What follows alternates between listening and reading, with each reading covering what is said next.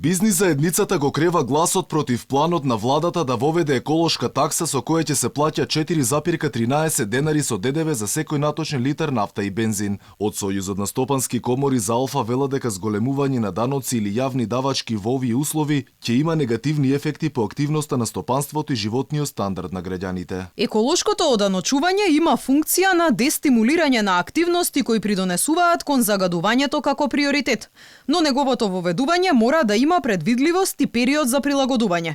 Воведување на адхок решенија создава непредвидливост и несигурност кај стопанството, што негативно влијае на намалување на деловната активност. Стопанството алармира оти владата досега не побарала официјално мислење во врска со воведување на новата давачка. Експертите и јавноста бурно реагираа зашто новиот зелен данок ќе важи од 1 јули, кој ќе ја подгрее инфлацијата и ќе удри врз џебот на сите граѓани. Бизнисот очекува владата да се премисли. Реално ние сметаме дека може да има и други алтернативи за оваа тема, а не да се воведуваат дополнителни трошоци за компаниите. Со нетрпение чекаме да се сретнеме со представниците на владата и да ни образложи што и како. Може за понови возила да нема високи царински стапки или да се укине ДДВ и сигурно има многу повеќе алтернативи со некоја цел за економијата. Ова сметаме дека е чисто трошок кој треба да го покрие бизнисот во време на криза кој е апсолутно неприфатлив за нас. Во меѓувреме се крои новата цена на струјата. Појасна слика за тоа каква ќе биде корекцијата ќе има следната недела кога регулаторната комисија ќе соопшти што од барањата на МЕПСО и електродистрибуција ќе бидат прифатени.